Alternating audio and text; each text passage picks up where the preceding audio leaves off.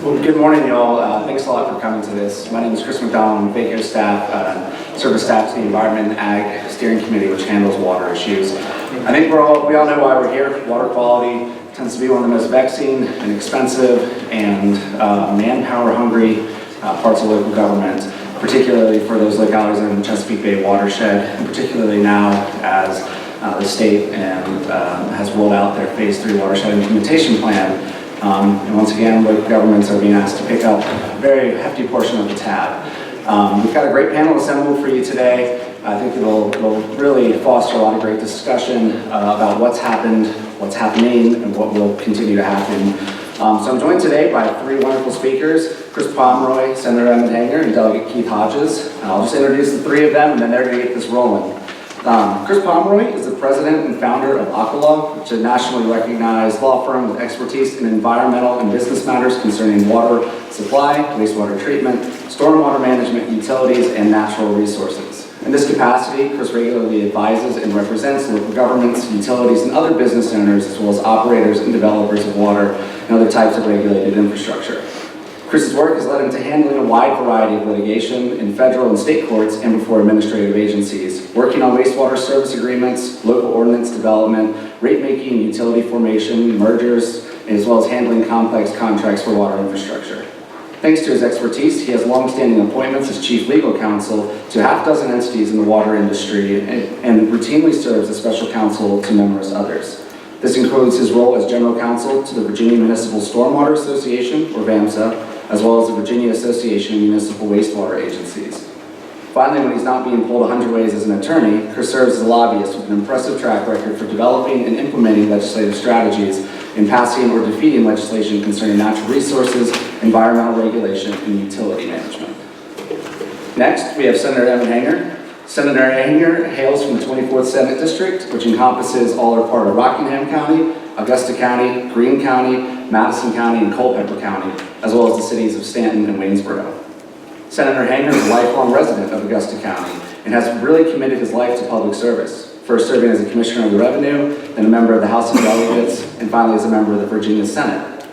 As senator, Senator Hanger has served in a multitude of leadership positions, including being named co-chair of the powerful Senate Finance Committee, a budget conferee, and chair of the Health and Human Services Finance Subcommittee.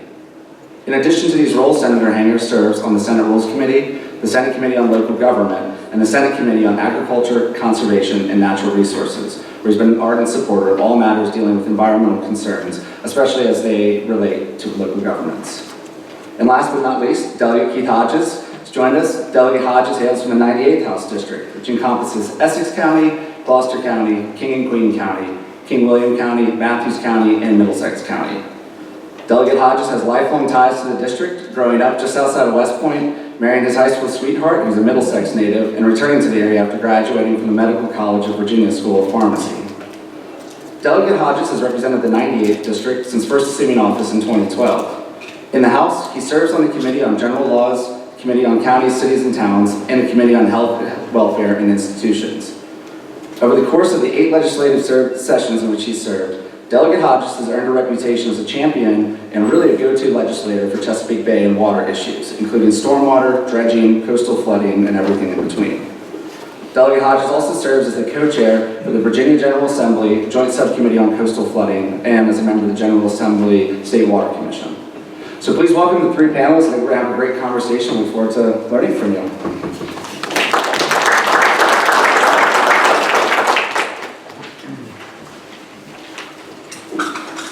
Thank you, everybody. It's a privilege to be back with you at VACo. In years past, in more recent years, I've had the privilege to speak a little bit about stormwater. But this year we're going to come back on a very specific wastewater-related issue out of the Phase III WIP. So we'll start, I guess, in terms of flow today with something that's very kind of tailored and narrow in focus, but important for counties around the state. And then we're going to dial it out to a bigger picture from the more distinguished gentleman to my right. And I think you have an interesting conversation opportunity as we go forward today. So again, thanks for being here. Phase III Watershed Implementation Plan. I know you're all invited to meetings across the state about this, what was intended to be just a check-in on our way through this 15-year plan. And what I want to speak to in particular is how it's touching our wastewater utilities. And the reason I haven't been here consuming your time on wastewater utility matters is that so much of the course for this was really set with an agreed foundation across a couple different administrations with a number of the environmental NGOs and the support of local government in the 2005 to 2010 timeframe. And then in your communities, you set out to construct excellent wastewater upgrades through a big wave of construction that was managed through about 2012, 2013. So here we are at 2019 at the midpoint of the process, a little past that. This was the 2011 to 2025 15-year Chesapeake Bay TMDL implementation plan. And the check-in as far as local wastewater infrastructure goes has turned out to be a lot more than a check-in. It's turned out to be, unfortunately, something of a do-over, which is problematic with so much invested at this point. But first, a note of congratulations. Y'all done an excellent job. I know it was hard. I know the cost was high. We've had good partners in the state government through the Water Quality Improvement Fund matching grants. The Virginia's program is widely lauded, not just in the Bay region, but really around the nation. This combination of nutrient controls embedded in a nutrient trading program for point-to-point trading opportunity is one of the best examples of that around the country. EPA routinely says so, and third parties that point to this, like the U.S. Government Accounting Office, has ranked this among the best. It helped us become the only state, because we kind of hit the ground running leading up to 2010 TMDL. As of 2011, in the aggregate and using the trading program to balance across plants through like a 6 or 7 year construction program, Virginia was the only state to fully implement the point source tributary strategies, which was what we were talking about in the 90s when I first had the privilege to start working for Virginia local government on wastewater utility and nutrient control programs. Some of the numbers here over the past decade: nitrogen down 50% again, phosphorus down 38%. It's been a story of tremendous progress about which everyone who's contributed to that here in this room can be very, very proud. Nevertheless, and this is the point of the presentation, I'm sad to say WIP3 is really broken when it comes to wastewater regulation for local government. The reward for having done such a good job, and by the way, your facilities are outperforming or over-treating compared to their TMDL limits. The reward is, and I use that term admittedly, slightly sarcastically to just convey the point, is a program of new rulemaking that's actually sitting on the governor's desk. The notice of intended regulatory action to start that process is ready to go. That's quickly out of the gate. To adopt a new regulation called, we have waste load allocations already. These are your limits. That's the technical term for the limits. A new concept called a floating waste load allocation, which reduces the amount of capacity to the actual level and reduces the amount of credits in the system on a net base, about 80% statewide or Bay watershed wide. So this is kind of in a nutshell. I'll show you what that means in just a moment, but that's a kind of a rather technical slide that says they have a new regulation that reduces the limits on municipal wastewater plants. This was a surprise. We thought we were basically done. I see some heads nodding in the room because you've been through the upgrades at your facilities. What essentially we have is a case of moving the goalposts. We're in year 9 right now, with the regulation not adopted, it'll be year 10, 11 of a 15-year program. The goalposts are being moved back. It affects the capital facilities that we recently completed upgrading in about 2/3 geographically of the state. The specific impact varies a little bit utility to utility, but falls somewhere in this combination of concerns that are listed on this slide. And the first is a quote, by the way, to kind of put this in context. The first is a quote here. Of the 87 significant public facilities that are included under the permit, 41 have upgraded to this number. I'm going to use 4 as a reference. That's a nitrogen level out of the permits. 41 have upgraded to that level. And in the York and the James, their numbers were actually 5 and 6, so they're not captured there. We've done about 60 or so major projects across the state to the tune of over $2 billion in infrastructure. What this does is it kind of has a way of ratcheting down tightening the floating cap, the new floating cap limit, tightening all the design capacity base limits in all river basins. Some folks are involved in either producing or producing credits, often the larger facilities, or acquiring some of the smaller ones that have very expensive upgrades still in the wings. If you're buying credits before, you have to buy more now because the market has shifted by about 80%. If you were generating before, your ability to do that has been reduced by about 80%. The impacts are more severe down the southern basins where, because reductions here, our investments here, whether they're state or local, don't do very much to help solve the dissolved oxygen problem, which is in the main stem part of the bay further north, like in the Potomac and kind of north from there. So going back to 2005 when the heavy science was done in the Bay program, those limits were set at 5 or 6, okay? And those facilities completed their construction. We all started around the 20s for nitrogen. And these things get really tight. The last little bit's always the most expensive part. So in the York or the James, those were done at 5 or 6. So a lot of those facilities are getting hit with new capital upgrades as part of this program. It's a small change numerically, but it's a big deal in terms of the facility construction requirements. Here's one of the key points, and if this just seems a little astonishing, let me just say it is. There's a giant mistake, I'll call it a mistake, or an assumption that's a false assumption in the numbers that I'd like to step through very quickly. First of all, understand, and the WIP even acknowledges this, since 2010, y'all have been very successful, and loads came way down then with the initial wave of construction and continued to decline, or worst case, they've been flat different years. That's 9 years running since the 2010 TMDL. We're producing 6 million pounds of extra credit right now, which is great, because our ag sector and urban stormwater sector, we have more to do in those categories. So the Commonwealth is staying in compliance by the overtreatment in the municipal wastewater sector, which is going to, we can continue that for another decade yet with our facilities, with the great job they're doing. Phosphorus, similar story, extra credits. And the WIP even acknowledges that the facilities are doing great and that's going to continue. But here's the thing, so if they're doing so well and we're producing all this credit, why this late change to add more regulation? And the issue is, the WIP, again, surprisingly, it makes this assumption for 2025 planning purposes. It's not looking at the reality of where we think the loads are going to be, which is excellent and low, but instead assumes that they spike up in 2025. I know most of the utility directors around the state, they work for you. And I've asked them, is there any possibility this is true? I can see the last 9 years, the WIP says we're doing great and things are flat or down. Water consumption is flat or down. Nothing's going up, except for the Phase III WIP assumption. So, in essence, we assume that in 6 years, there's going to be a spike in these loads. And then the solution is that regulation I spoke of before to solve what I'll call here among friends an imaginary problem. Okay? To fix the problem, bring things back down to where we already are. I see more than a smirk or two in the, so I know you're following me, Chris, thanks. This is nowhere more pronounced than sort of this north to south issue with the Potomac and James River. And let me use one example to try to paint this picture.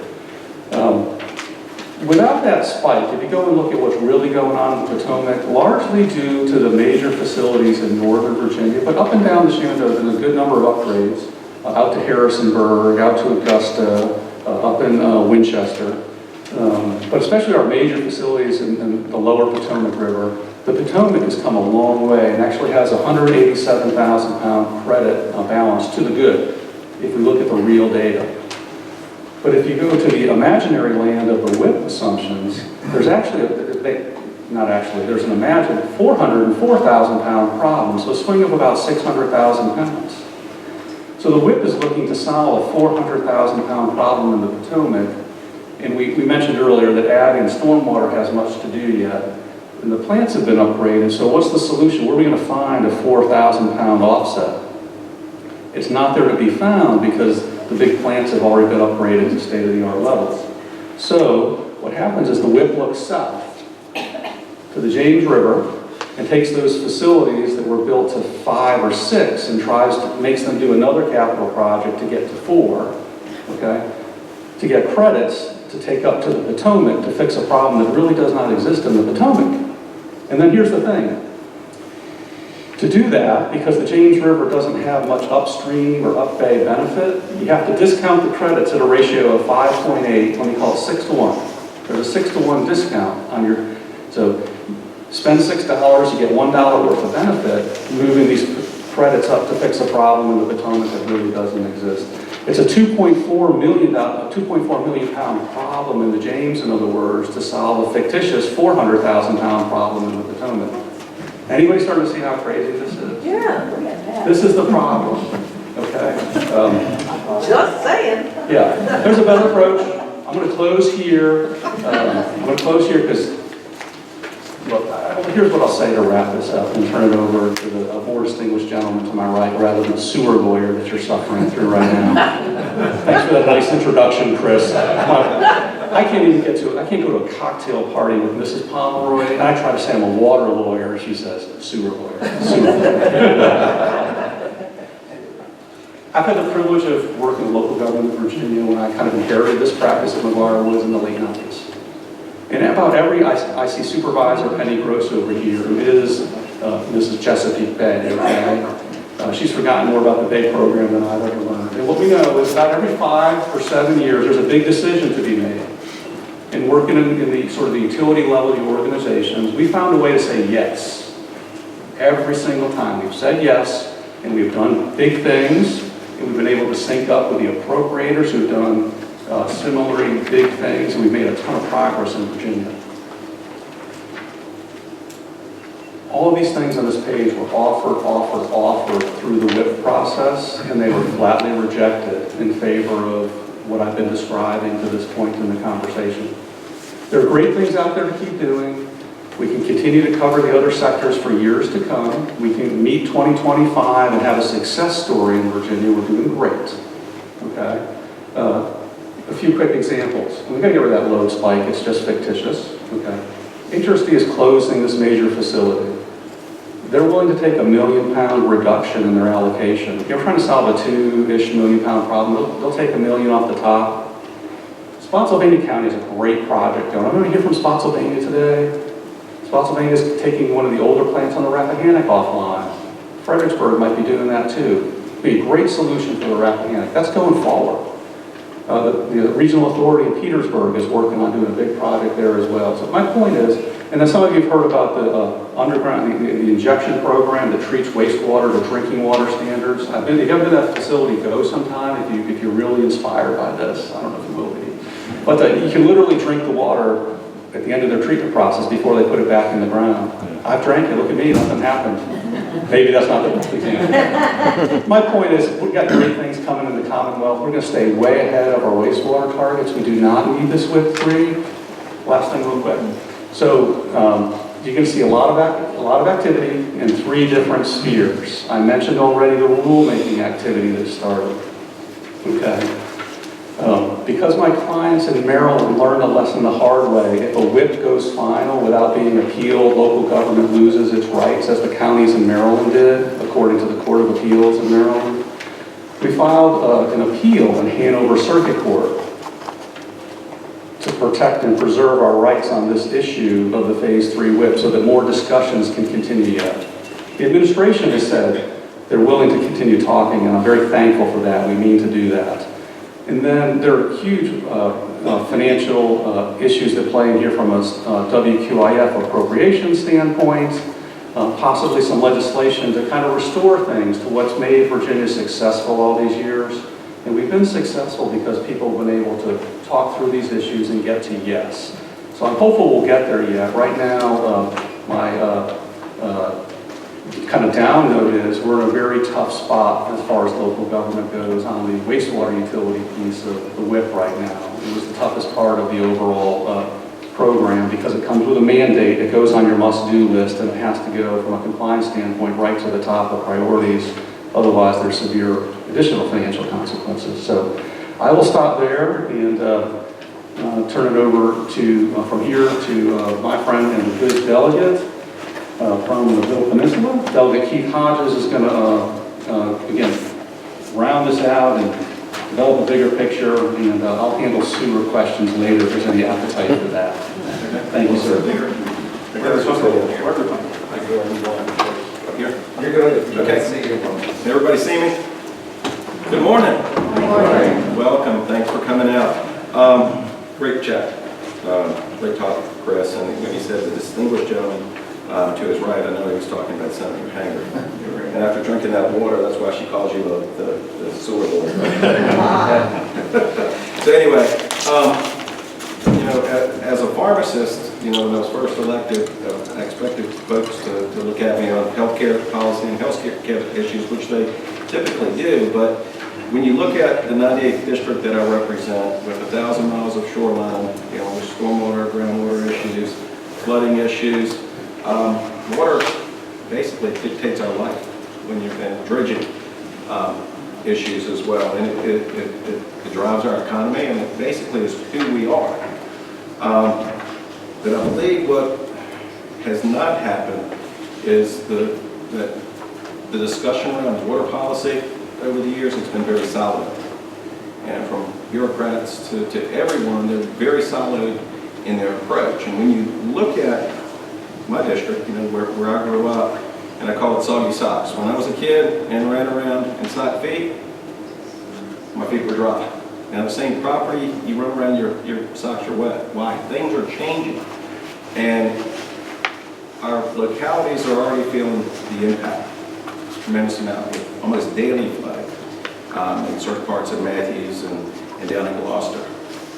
Matthews County population, a little over 8,000 people. And correct me if I'm wrong, Mindy, but saw a net decrease in their assessed value of property of $65 million? Just a little more than that. A little more than that, around $65 million in Little Middlesex County. It's affecting all of us. We have folks that are basically walking away from their properties because of the environmental issues each and every day. And it's happening. Schools are letting out early. It's trying to get and being an advocate for that region. It's hard for folks in Richmond to understand this unless you're there and you're growing up and seeing it. Property owners, they're out there basically trying to fight this themselves. And they're looking at localities for solutions, but because of the mishmash and the intertwined laws that we have that all deal with water quality and all deal with water flowing downhill. When you look at from the Bay Act and go through all of the years, we've identified 23 laws and regulatory programs just dealing with water quality and primarily dealing with water flowing downhill. So the Chesapeake Bay Act, it was passed 30 years ago. Has the Chesapeake Bay Act been modernized to match that? So here you have flooding, and here you have one state agency that's just dealing with water quality issues. You have another agency dealing with flooding. So there's a huge mismatch. And, you know, primarily when you look at where we're experiencing problems, every day is in that RPA, that 100-foot buffer. Now what has happened in Richmond is the folks there have convinced legislators and agencies it's this magical place that's pure, pristine, and it's a place where gnomes and elves and unicorns live. It is not. It is not. It's a place where people are living. They're cutting their grass. They're getting their lawnmower stuck. They're grilling out. It's a space where we live each and every day. But the problem is where we're flooding and where that land's changing, you can't touch that land. And anything you want to do within that RPA, it's actually an exception to the Chesapeake Bay Act. And when we look at try to manage that space and try to do things differently in that space, no one wants to crack open the Bay Act and everyone says no. That's the reality of it. Even at the last Flood Commission meeting, I said, put me on the agenda. And I actually went down from the podium and gave a presentation on how to get to yes. Because we have folks in Richmond and regulators and all of these folks that have never even been out to the Middle Peninsula, the Northern Neck, or the Eastern Shore and seen how we live, but yet they're the ones that are managing that space from Richmond. So, you know, I actually, little story, there are things you can do within that space. I mentioned everything's an exception to the Chesapeake Bay Act. There are things you can do in that space to improve water quality. Yet, it's very difficult to do that. 8 inches of dirt, 10 inches of dirt, 12 inches of dirt within that RPA can go a long ways in our area with the water coming up and flooding property to protect that property. Much less expensive than raising a house. But what I've been told, number one, they said it would gut the Bay Act. You're going to destroy water quality. Well, we got the science behind it and found that you can do this at a 13% grade without affecting water quality from the stormwater aspect. So we actually scaled it back, gave them 50-foot landward in that RPA. Well, guess what? The bill was opposed based on feelings, not the science. So we had the science behind it, but yet they opposed it based on feelings. So then I looked and said that was last session. And over the course of the year, I stumbled upon something called a conservation landscape BMP. Is anybody familiar with those BMPs? Basically native grasses. You can cut it twice a year. It's built into the Chesapeake Bay program on the back end for the nitrogen, phosphorus credits on the back end. So I actually asked the state agency, can this be done in the RPA? And we don't know. I said, well, why not? So they came back and said, yes, we need some guidance on this to be able to do this in this space. And I said, well, if someone puts 12 inches of dirt with a conservation landscape BMP, can they do that on their property? Oh no, you can't elevate. I said, well, why not?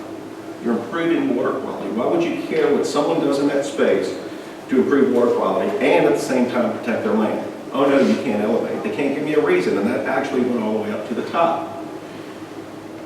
Those should be permitted uses within that space to be able to protect flooding and to be able to improve water quality. And there are things you can do in that space.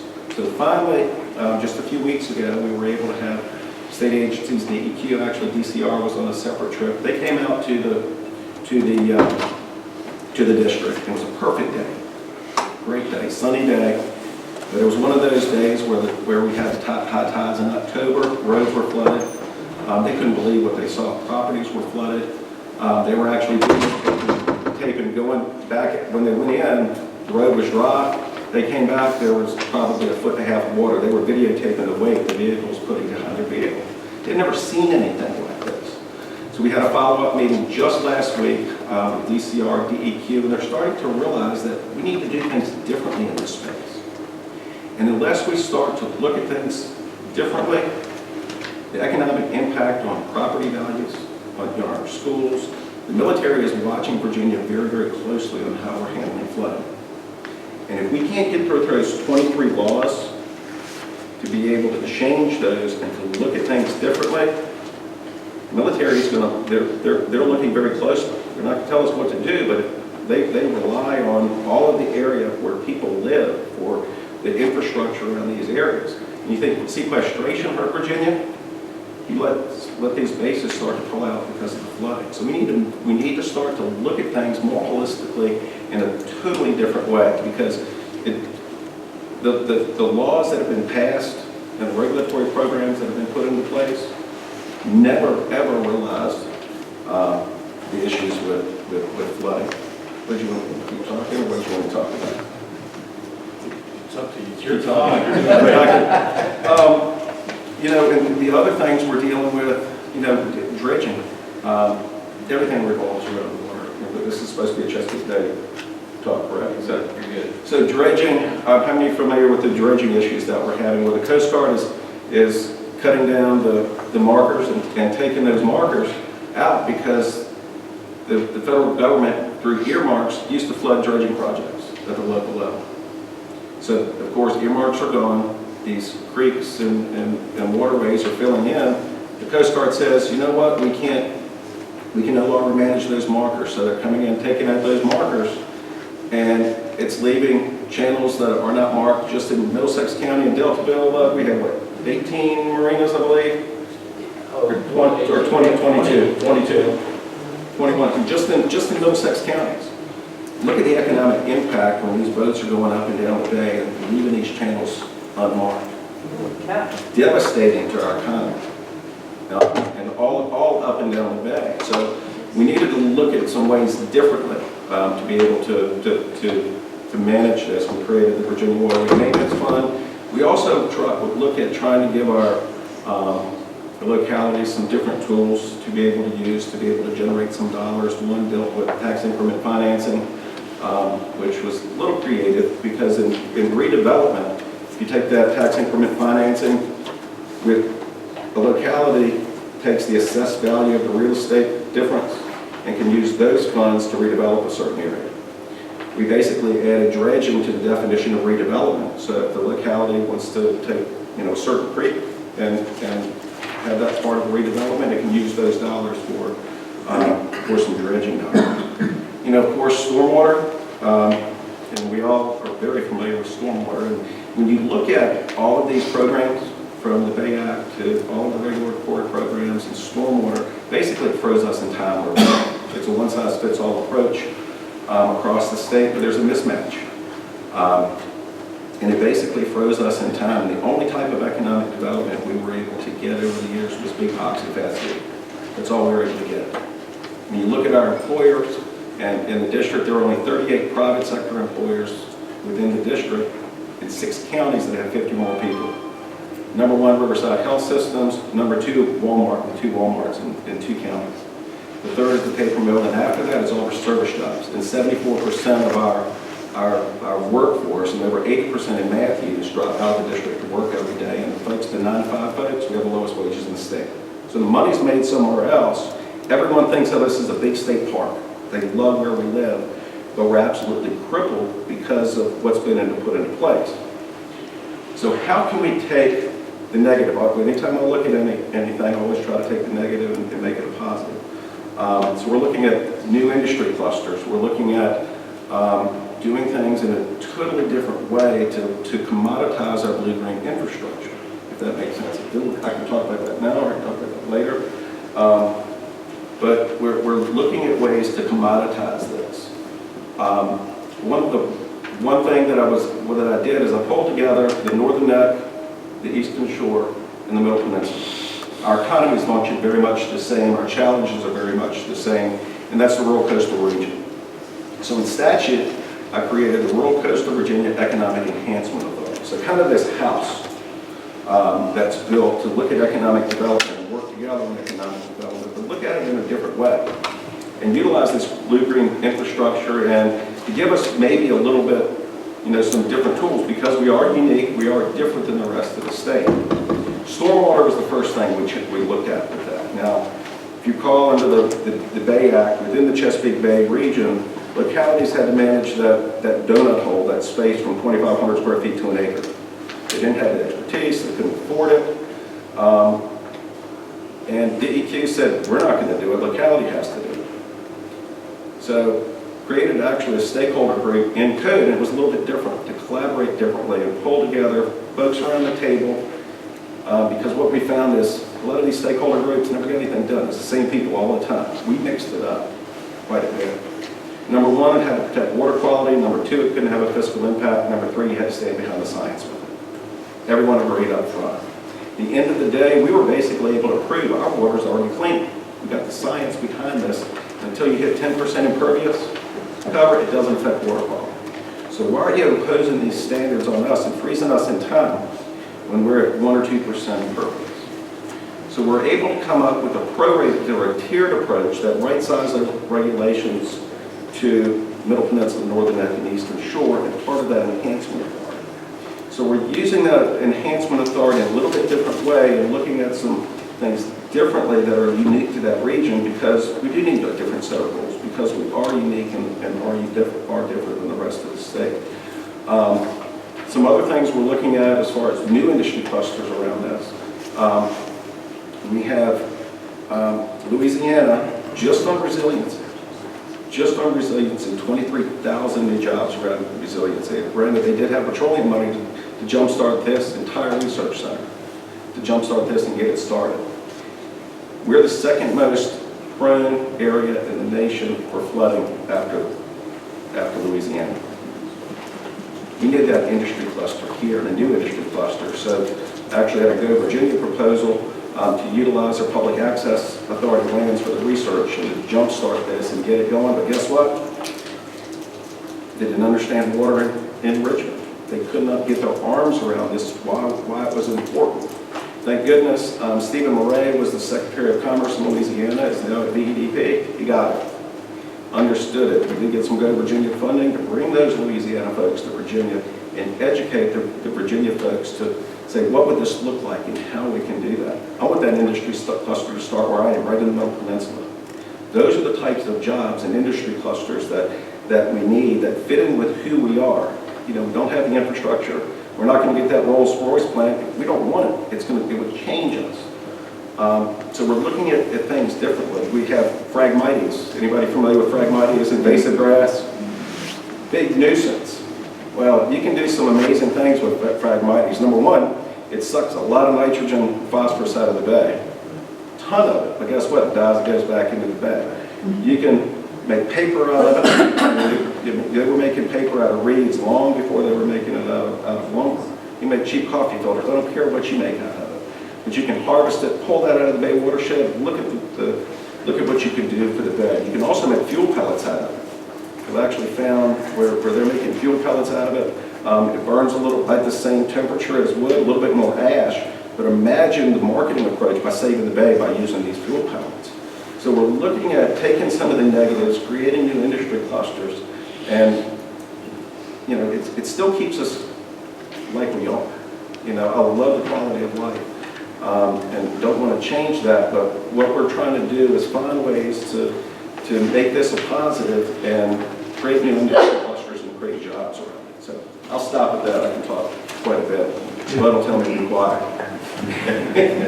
So Kelly, Hodges, that's fantastic, and I think everyone can sense the degree of innovation and hard thinking that you're bringing to these problems with a great perspective of being on that end of the state.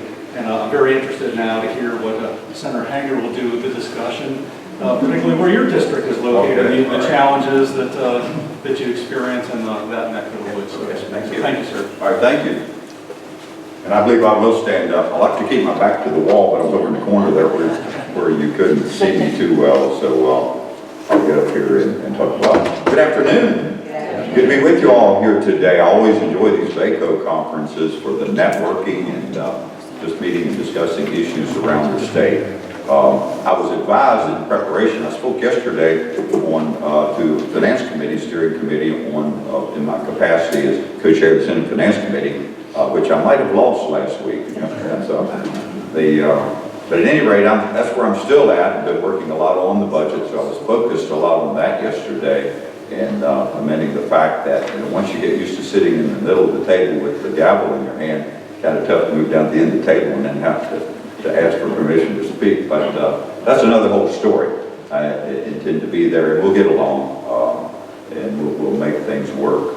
I was informed, though, for this session that it was going to be conversational, so I shouldn't really prepare a speech. So don't worry, I'm not going to give you a speech right now, but I do want to hit on a series of points.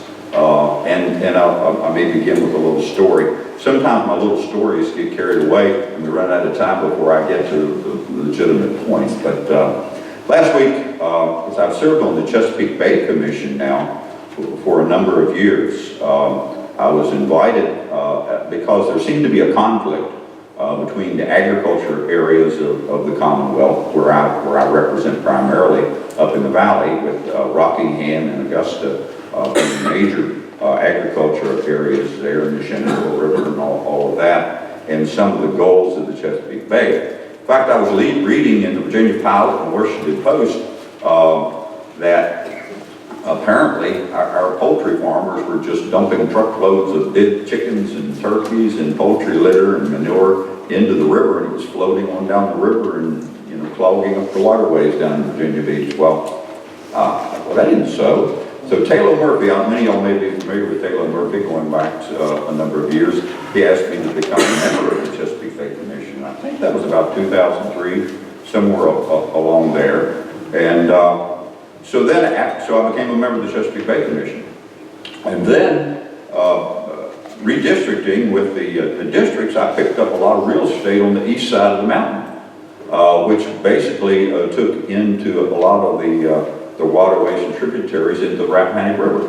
So then I became a member of the Rappahannock River Basin Commission, which I sit on with Keith, and Keith currently is the chair of that, and I had a couple served as chair of that when Rob Whitman, or currently a congressman, moved on to congressman. He had been a long-time chair of that, so I got to chair that a couple of times, and I've been able to chair the Chesapeake Bay Commission a couple of times, 2006 and 2012. But my story goes back to last week, right after the election. I had two meetings coming up. One was in Baltimore with the Chesapeake Bay Commission, and we went over some of this information that we're going to be talking about today, and are talking about today, is kind of fresh in my mind because we're kind of taking stock of the beginnings of the Chesapeake Bay Commission and where we are now with our friends from Maryland, Pennsylvania, District of Columbia, and a lot of the people. The Chesapeake Conservancy actually gave us collectively an award at the aquarium in Baltimore last Thursday night. And so they brought in a lot of the members, returning members, including Taylor Murphy. I was pleased to see Taylor there because many of you may be aware that new Taylor just lost his wife unexpectedly just 3 weeks ago, I guess. And she had been a great conservationist in her own right. But Taylor was there. And one of my good friends who was on the Bay Commission from back when I first got on, from up in the Lancaster area of Pennsylvania, was there. And he was telling me a story about something that had happened up there. He's Pennsylvania Dutch, and he talks with that talk. But he was telling me of a salesman that had frequented, an ag salesman that had frequented that area, coming through the neighborhood there outside of Lancaster, and he came by his neighbor's house, and the neighbor had his horse standing out by the fence. This salesman just came by and saw the horse. And he went up to the farmer and he asked him if he could buy the horse. He said, "Love to have that horse." And the farmer, Pennsylvania Dutch, said, no, can't part with that horse. That horse is like a member of the family. We've had him for a long time. And besides, I don't know why you want that horse. He doesn't look so good. And anyway, so the salesman went on. Came back through a couple weeks later running his route. And he saw the horse out there again, and same pitch to the farmer. He said, the farmer said, no, I told you that horse is like a member of the family. Not going to sell that horse. Don't know why you want him anyway. He don't look so good. And at any rate, month went by, came by again, and the salesman saw the horse out there again. Went up to the farmer and said, "I'll give you $1,000 for that horse." Farmer thought about that a minute. "Really? Give me $1,000 for that horse?" He said, "Well," and he said, "I'll take $1,500. They negotiated a little bit, and anyway, the salesman ended up. The farmer said, "I can't understand why you want the horse. You don't look so good." So at any rate, they did the deal. The salesman came back a month later. He was really upset. He said, "You sold me that horse. You swindled me." And he said, "No, I didn't. I told you about the horse." And he said, "That horse is blind." And the Dutchman said, "Well, I told you 3 times he don't look so good."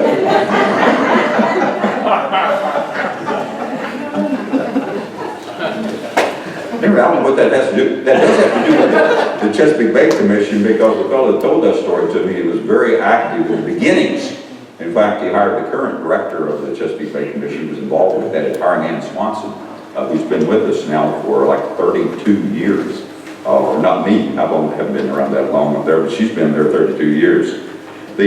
Back when I first came into the Senate, shortly thereafter, I got involved with an effort related to cleaning up the bay and other things, and it was the Commission on the Future of Virginia's Environment. George Allen was governor.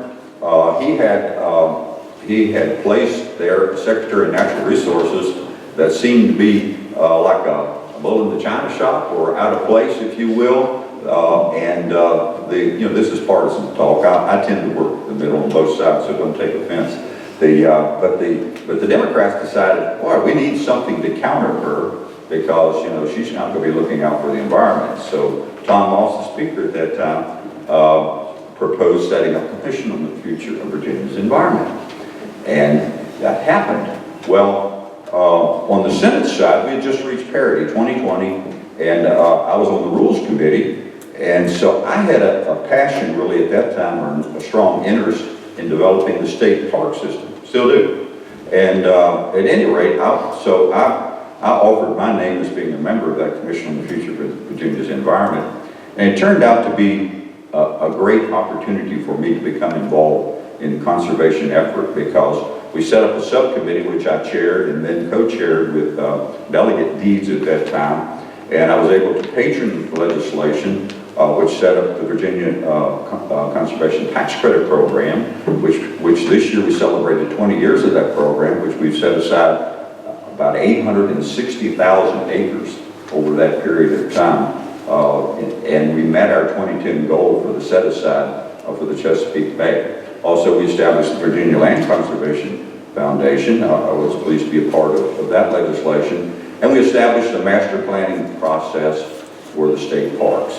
And that's one good thing. You know, last week it's kind of tilted toward the D side. But one thing I'm hoping to accomplish, I've been pushing the development for many years now of the state park system. And Keith, you know, we're not going to make all of Gloucester County a park, but we are going to develop one new park down there, Timber Neck, which we're going to call Commonwealth or something like that, right, an Indian name, which is going to be a good thing. At any rate, that's a big part of our effort to clean up the bay, conserving, and none of it was involved with a task force which I chaired on farmland preservation. And I would say, you know, in my work with the commission, you know, we've made a lot of progress. We really have made a lot of progress over the last 20 years in cleaning up the bay. And it's like we've been pushing uphill as we've been reducing the nitrogen, phosphorus, and sediment loads into the bay. Because while we've been working to reduce those loads, at the same time, the population has been growing significantly. Penny, as great a conservation as she is, she's allowed over 500,000 new people to move into Fairfax County. I can't believe you did that. At any rate, I mean, in Bay-wide, you know, in Northern Virginia, Southern Maryland, it's a huge number of new people. But we've made that progress with that as the backdrop. So that's a good thing. When I first was involved on the Agriculture Committee, which I later had an opportunity to chair, Russ Baxter, any of y'all remember Russ Baxter? Russ Baxter was reporting to us back a number of years ago on the numbers, saying, well, point source, if we had about $1 billion, we could probably fix it. And if we were to focus strictly from the state side on ag best management practices, another $1 billion. And then if we were to, it's hard to put a number to the non-point stormwater, urban runoff, he said $8 to $12 billion. Well, obviously we didn't have $8 to $12 billion laying around, and we're still struggling with that. But we have been appropriating money, and we're making good progress. A couple of things that happened during my tenure on the Chesapeake Bay Commission. First, I was asked to chair, because I brought up the subject, a subcommittee on Blue Plains, which is the large facility that takes some of Northern Virginia's wastewater and Maryland and the District of Columbia. That turned into be a major success story there in terms of what they did there with Blue Plains and the way they addressed the stormwater in D.C., and which we're now doing some of that in Alexandria, but that was a major success story there in terms of what was done. Byproduct of that, of course, they squeezed more of the nutrients out. We ended up with 20 truckloads of biosolids being trucked down into Virginia. But they took care of that problem later too, with alternative products for that waste that was being squeezed out of that facility. That's a good news story. Then in 2005, I guess, I chaired a subcommittee where we came up with the most cost-effective strategies for cleaning up the bay.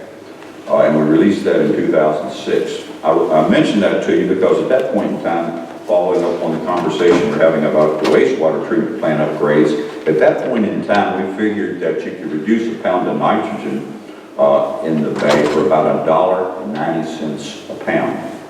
And so that was the most cost-effective, catch it coming out of the pipe. So we proceeded, beginning back during the Governor Warner administration, a fairly aggressive program at the state and local level of upgrading those plants, which ties in now to where we're at right now, because a lot of work was done then in good faith, where a lot of the localities built capacity and extra capacity with the thought in mind that we would later have that capacity for other efforts. So 2012, then I was chair of the Chesapeake Bay Commission again, and we announced our major initiative on nutrient trading. And there's where in part we're stepping on the feet of the people in the local government if you don't have that capacity available for nutrient trading. So my opinion is we need to refocus some on nutrient trading. And obviously, we want to clean up the waterways locally, and there's a lot of effort going into that and should go into that, but overall, I think we can continue to meet our goals more adequately if we focus still on cost-effective strategies. A couple other points that I would make along the way here. With the WIP 3, you know, I've gone over that and that's been in a fair amount of detail, as many of you all have. And the truth of the matter is, where we're at, and normally I don't have media in these sessions, and so I sometimes say things that I shouldn't say, but we're making such good progress that we shouldn't be, I guess, overly focused on 2025. As long as we're making steady progress and we're doing it in a cost-effective manner, we want to meet those goals for 2025, and I think we have a roadmap that can basically get us there. But the problem's not going to go away in 2025. So with that in mind, I think we need to focus our attention and our scarce dollars, if you will, on those areas where we can get the biggest return for the dollars invested, rather than just throwing the whole kitchen sink at it at this point in time. We are ahead of Maryland, and I'm going to say that everywhere. Some people will be, we are ahead of Maryland. That's something. We are ahead of Maryland, and a lot of that was done on the backs of our wastewater treatment plants, and a very concerted, aggressive program, our soil and water conservation districts, to engage our ag community in voluntary efforts with incentive programs to get the job done. And we moved a long way down the road in that effort.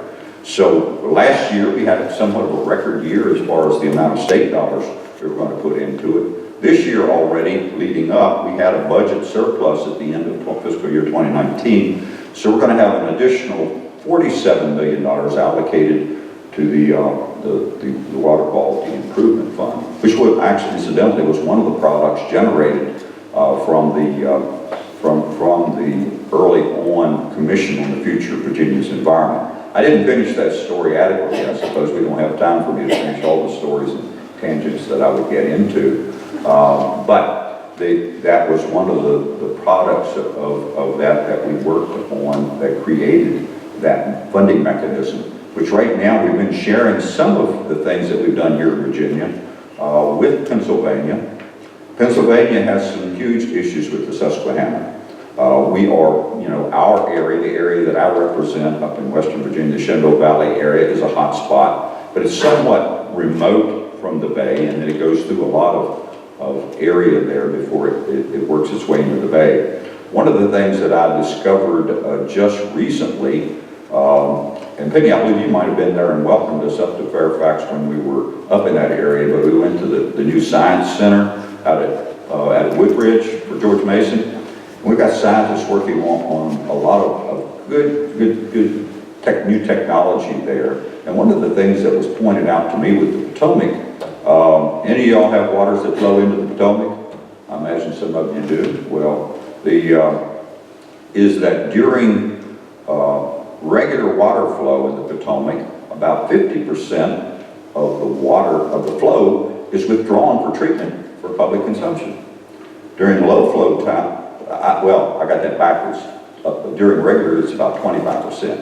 During low flow times, it's about 50%. So the model that we work from to basically judge our progress doesn't reflect that at all. It doesn't take that into account. So we have some tweaking to do with our model, but the proof is in the pudding. And I think, you know, we're in terms of stream sampling, that's being done by a number of the groups and the river keepers right now, and what we're seeing actually happening in the bay with the fishery populations. And the dead zones and the aquatic growth is for the most part very positive. Obviously, it's impacted by the weather and we have our ups and downs. But my message to you, and as we continue this conversation, is that we just need to stay the course. We need basically to engage where we've had voluntary programs that are working, continue those programs, continue an aggressive program of stream fencing. But I would be somewhat resistant, you know, and I'll be very candid with the administration on some of the initiatives that they're putting out there that are kind of changing the roadmap for how we get there. Because you're going the right direction, we're making progress. I don't want to overly encumber our citizens needlessly when we're getting the job done with initiatives that kind of rush us to try to accomplish something which is going to be a long-term type project for us. So with that, I will conclude my remarks, but be glad to have a conversation or questions or information that you'd want to share with me. Thank you. We have about 15 minutes for questions. So, I wonder about, Delegate, your remarks about the Coast Guard removing markers. Yes, ma'am. Now, coming from a nautical family, that to me would not just be an economic development problem, but wouldn't it be a safety hazard problem? Well, I mean, and in terms of, first and foremost, the impact that it possibly can have on, I'm sure, strained resources of your emergency management professionals in and around the counties you represent. and it is, but, you know, it's a safety issue. The Coast Guard looks at it in another way. They say, we can't maintain that marker. The channels are filling in, so it's not safe to have them marked as a channel if they're filling in. So you're looking at it, you know, both ways. So what we're trying to do is, because the federal funds aren't there, we need to look elsewhere and try to solve those problems ourselves. And I noticed that you're very careful to determine your words by just saying flooding issues. And I think that, as you had mentioned, if we start seeing military bases because of flooding issues remove themselves from Virginia's coastline, that could be disastrous for Virginia as a whole. Yes, ma'am. But they're watching us very closely on how we respond and how we do things. Some of the and smallest counties resiliency. in the Commonwealth as well. This has got to be a very difficult. Well, that's me. Huh? That's me. So Yeah. Smallest localities. And That's what I'm saying. And we're trying to. It's a challenge, but we're trying to look at it in a different way and try to make an opportunity out of it as well. So we always try to. You know, how can we create jobs out of this? How can we turn it into new industry clusters? And we have a number of other challenges. Septic as well. We're known as the land of what do they term it? The land of failed septic. Just in my district on the East Coast, the highest number of failed septic systems. The health department, they don't know where they are. We have contaminated waters. We have flooded septic systems almost on a daily basis with some of these tides. We actually had one area where the septic systems were moved across the road. Now that road is flooded and they can't even get to the systems. So actually, in this instance, I asked the health department, what would 8 inches of dirt done? Right. In this case, they said, by all means, it would at least bought you time or solve the problem for now. But guess what? You can't touch that space. Right. So because you have another state agency that tells you can. That's not only, that's actually a public health crisis that we're dealing with. But you're not allowed to touch that space because, and I actually found just the mishmash of state agencies that are involved. Going in different directions. You're dealing with health department, BMRC, DEQ, local wetlands boards. Look, folks don't know where to go or what to do. What I would like to see, and I've actually might change our strategy a little bit, and I've had discussions with a number of folks, that you had an eraser, and you could erase all of these environmental laws, rules, regulations, and start from scratch and build it up. How would you do that? Right. No one wants to bite that out. I'm actually looking at a budget amendment and some folks to be able to do that, to start to look at that, because you can streamline it, still protect water quality. Whatever I say you do always protects water quality first, but still move in a streamlined way and to do things in that space and then even improve water quality. Well, your landscape is changing. And so that could be how you approach that, because your landscape, you're talking about tides, but in the end, the entire level is going to rise. Right, and you know, when we're talking about tides, I even have the state agencies tell us, you know, the folks all the way up to the top say, well, you've got to worry about that water going on to other people's property. Hold on, this is simple physics. You can put Mount Everest there, dig a 10,000-foot hole, the tide is the same on both sides. The regulators don't understand that because they're only dealing with water flowing downhill, and they don't understand flooding. That's where we're having the mismatch. Right. So we're educating, we're trying to get folks to think differently and do things in a different way. We're flipping them upside down a little bit, but I think I'm crazy sometimes. Not at all. Let's see, Penny, your name was invoked more times. So under any rules of debate I've seen lately, you've earned like 2 hours worth of comment. Well, I want to go back to something I started saying in 1998 when I first started working on Chesapeake Bay issues in anticipation of the Chesapeake 2000 agreement. And that was, as a local jurisdiction, please don't set us up for failure. This is what happens all the time. And Doug Hodges, you've indicated, I mean, when I first said that, I never would have thought about what was happening down in your area. But from a local perspective, don't set us up for failure. We have made a lot of progress. I remember in 2015 when Rich Partook, who was with EPA, presented some wonderful news about bay grasses and about fisheries and so forth. We made progress that I never thought I'd see in my lifetime. So it's, yes, stay the course, and do that. But I was on the stakeholder advisory group on the Phase III WIPs.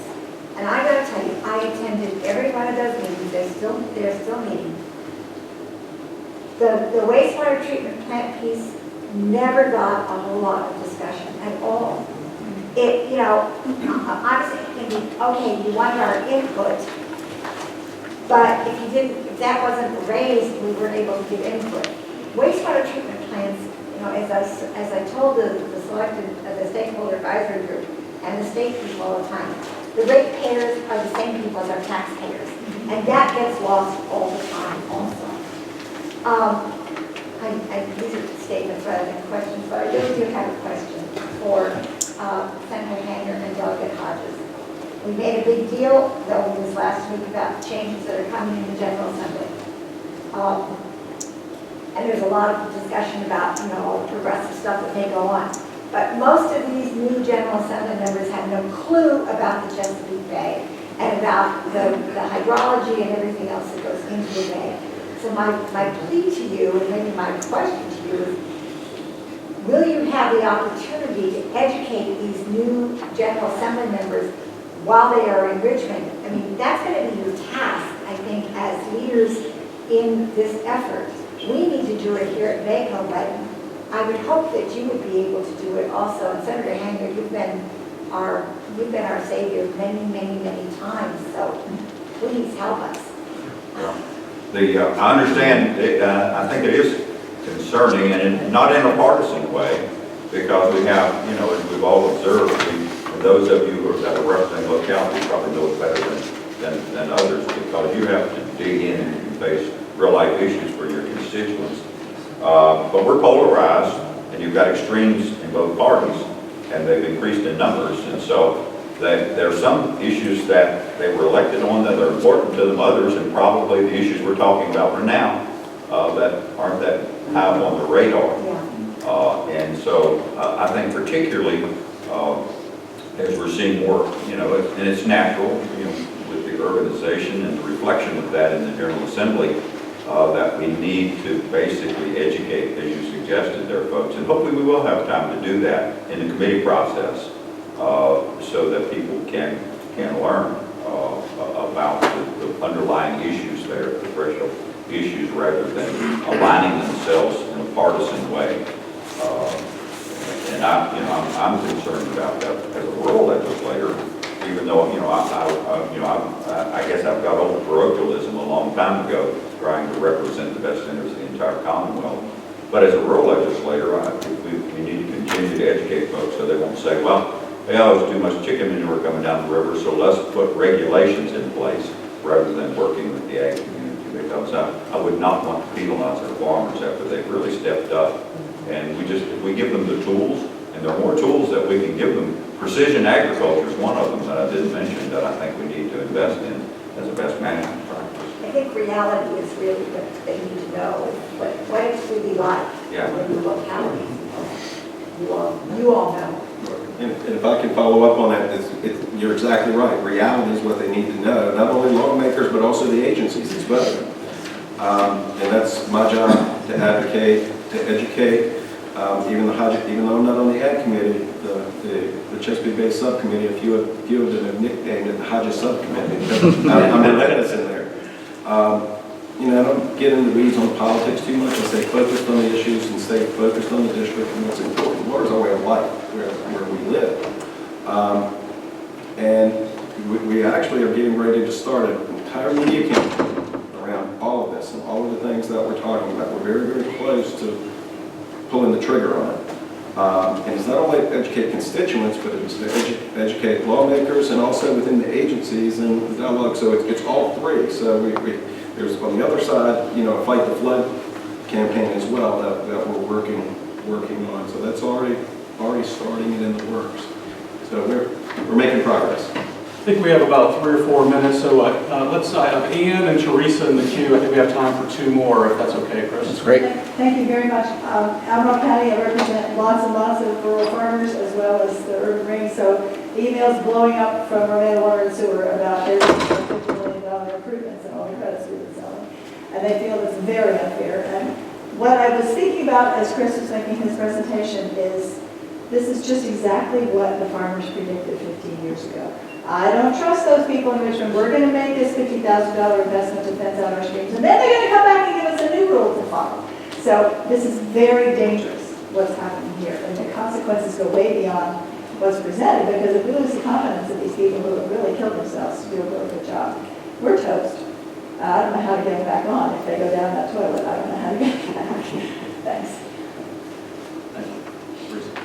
So I'm one of the 41 facilities where we have upgraded our wastewater treatment plant. So I represent Prince William County Service Authority. I'd like to ask you how we would go about communicating to our ratepayers, as Ms. Berry mentioned, going to a floating cap whereby the numbers seem to be at post-war.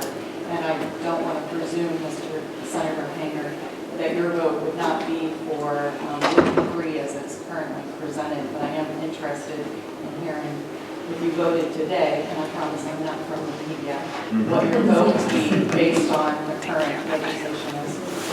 Well, it would be more peaceful than to just carte blanche say, vote up for 3. So there are significant elements in it that I would push to change. And as far as it relates to Prince William, I've expanded all over the state. I have, how many? I have 11 members of my family living in your area right now. And in Prince William. At any rate, no, I would not support it. In fact, I'm going to aggressively work against it. And not, Secretary Strickler and Deputy Secretary Ann Jennings, they were both at the meeting. That was after the Chesapeake Bay Commission, we had a breakfast meeting, and they know where I'm at on this, and I really have believed that it's a bipartisan issue. Hearing from Albemarle over there, I know she's my friendly, more liberal neighbor to me, but it's bipartisan. It isn't just what the Democrats want to do to the Republicans. Thanks. Well, thank you everyone for spending your morning with us, and please join me in thanking Senator Hanger and Dr. Hall.